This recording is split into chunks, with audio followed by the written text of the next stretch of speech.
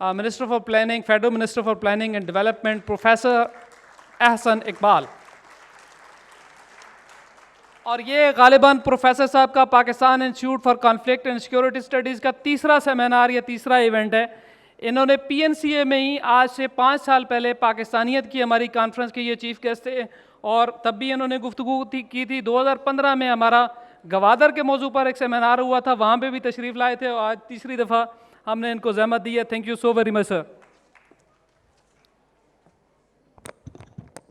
بسم اللہ الرحمن الرحیم. معزز خواتین و حضرات اور نوجوانوں, سب سے پہلے تو میں آپ سے معذرت چاہتا ہوں. سرکاری جو ہماری مصروفیات ہیں, ایک بہت اہم اجلاس سی پیک کے حوالے سے منعقد تھا جس کی وزیر اعظم صدارت کر رہے تھے, اس میں شرکت کی وجہ سے تاخیر ہوئی. میں اس کے لیے معذرت چاہتا ہوں کہ تھوڑا تاخیر سے پہنچا ہوں.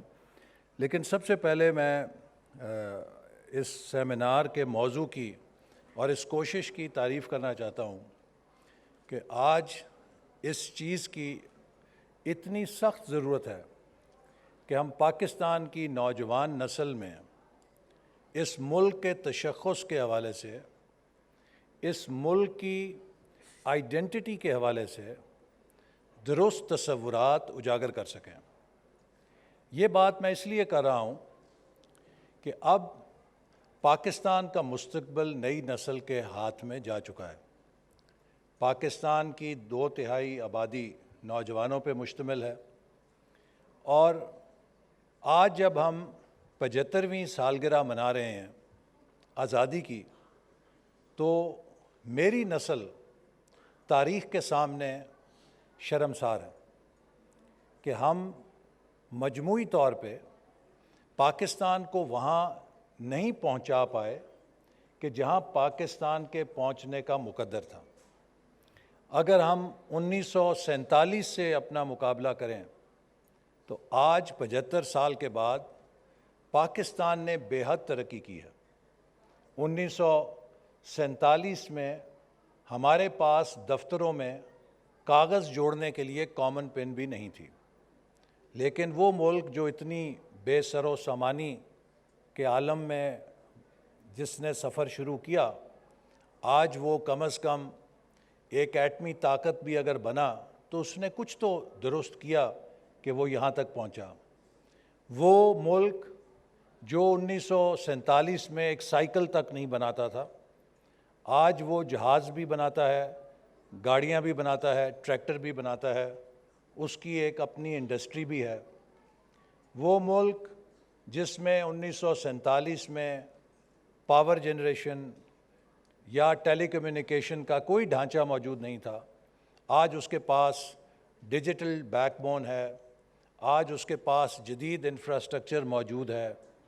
تو اس نے کچھ اچھا بھی کیا ہے کہ جس سے وہ مختلف شعبوں میں ترقی کر سکا ہے.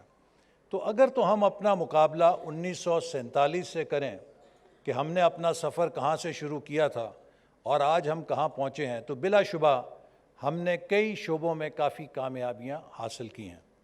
لیکن کامیابی کا پیمانہ صرف یہ نہیں ہوتا کہ آپ اپنا مقابلہ اپنے آپ سے کریں. کامیابی وہ ہوتی ہے کہ جو کمپیٹیٹیو فیلڈ کے اندر کی جاتی ہے, جو دوسروں کے مقابلے میں یا تقابل میں آپ اپنے سفر کا جائزہ لیتے ہیں. اگر ہم اپنے سفر کا جائزہ دیگر اقوام کے مقابلے میں لیں تو ہماری یہ کامیابی جو ہم نے بحیثیت ملک حاصل کی وہ ایک دم دھندلانے لگ جاتی ہے.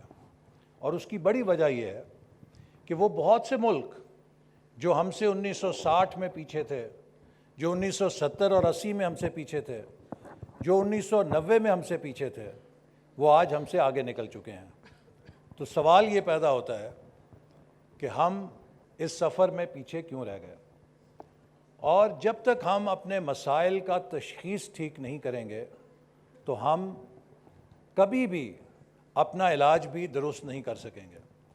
اگر آپ کو پیٹ میں درد ہے اور آپ کو کوئی سر درد کے لیے دوائیاں دے گا تو آپ کے پیٹ کا مرض ٹھیک نہیں ہو سکتا.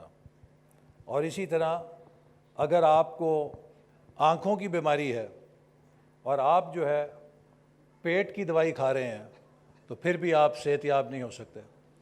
تو آج 75ویں سالگرہ کے موقع پہ میں کیوں کہہ رہا ہوں کہ میری نسل شرمسار ہے، اس لیے کہ ہم پاکستان کو دنیا کی ٹاپ 25 اکانومیز میں دیکھنا چاہتے تھے، اور جب 2013 میں ویژن 2025 ہم نے شروع کیا تو بہت سے لوگوں کا یہ خیال تھا کہ یہ بہت ایمبیشیس پلان ہے، اور ہمیں کئی بکرات اور سقراط یہ کہتے تھے کہ آپ دیکھتے نہیں ہر روز ایک خودکش بمبار پھٹتا ہے، 18 گھنٹے ملک کے اندر بجلی نہیں آتی، اور شاید آپ کو یاد ہوگا کہ ہمارے جو یو پی ایس ہیں ان کی ابھی بیٹری چارج نہیں ہوتی تھی کہ بجلی پھر چلی جایا کرتی تھی۔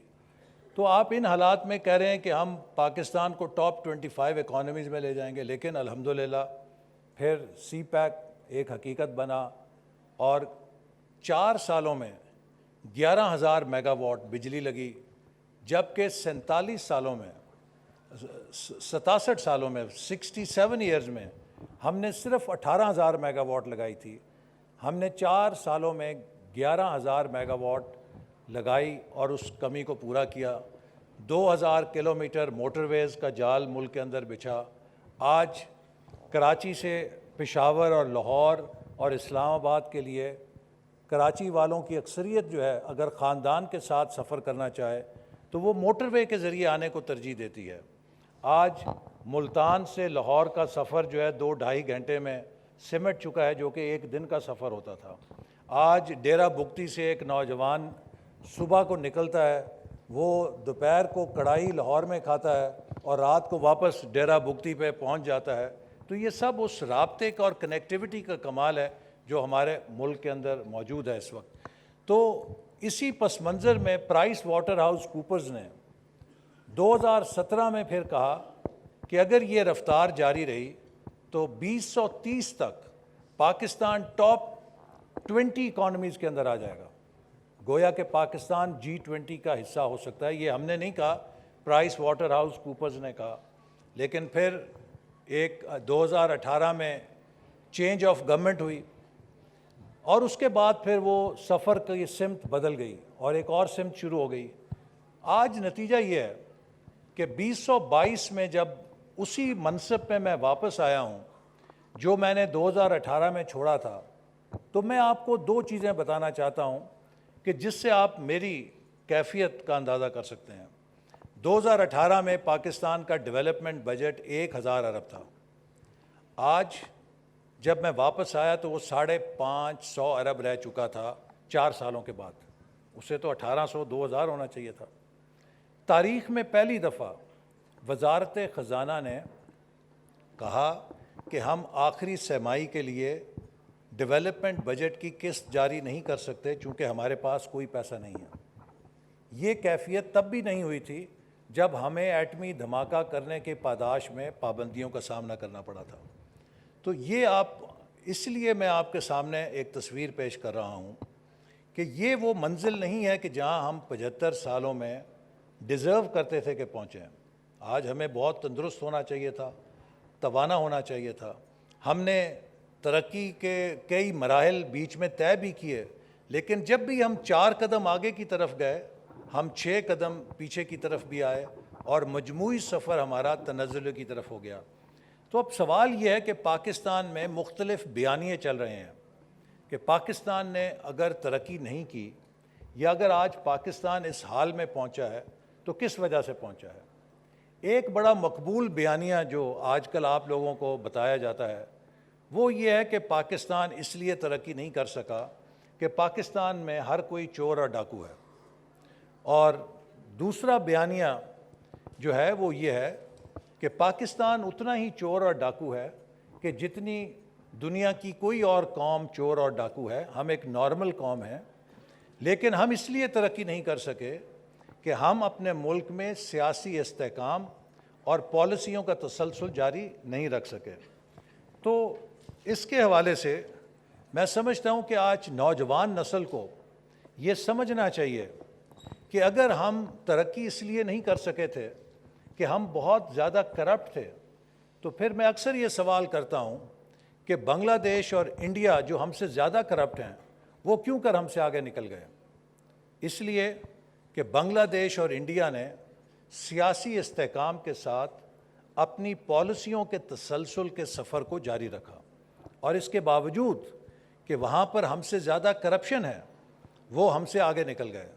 میں کسی بھی قیمت میں کرپشن کو نہ جسٹیفائی کر رہا ہوں نہ اس کو کنڈون کر رہا ہوں، بلکہ ہمیں اپنے ملک کو کرپشن سے صاف کرنا ہماری ضرورت ہے اور کرنا چاہیے، لیکن جس چیز نے ہمیں نقصان پہنچایا ہے وہ ہمارے عدم استحکام نے اور ہمارے پالیسیز کے عدم تسلسل نے پہنچایا ہے۔ اور اگر ہم اگلے اپنے 25 سال بچانا چاہتے ہیں، اور یہ بات میں آپ سے براہ راست اس لیے کر رہا ہوں کہ اس کا تعلق آپ سے ہے، آپ سب جو نوجوان بیٹھے ہیں انشاءاللہ تعالی آپ میں سے ہر کوئی آج سے 25 سال کے بعد پاکستان کی 100 سالہ تقریبات کو منائے گا اور دیکھے گا، اور ہماری نسل کے شاید کوئی ایک آدھا لوگ جو جس کو سینچری اللہ میاں توفیق دے وہ زندہ ہو، ورنہ ہم سب دنیا سے جا چکے ہوں گے۔ مجھ سے جب کوئی یہ سوال کہتا ہے کہ آپ پلاننگ منسٹر ہیں، آپ بتائیے کہ اگلے سال پاکستان کہاں ہوگا، تو میں اسے کہتا ہوں کہ میرا دکھ یا میری سوچ یہ نہیں کہ اگلے سال پاکستان کہاں ہوگا، میں یہ دیکھتا ہوں کہ جیسے 50ویں سالگرہ کے موقع پر ایک پرجوش نوجوان کی حیثیت سے میں نے ویژن 2010 بنایا کہ ہم پاکستان کو آگے لے کے جائیں، پھر ویژن 2025 بنایا کہ ہم پاکستان کو آگے لے کے جائیں، لیکن ہر بار میرے خواب جو ہیں وہ ریزہ ریزہ ہو گئے۔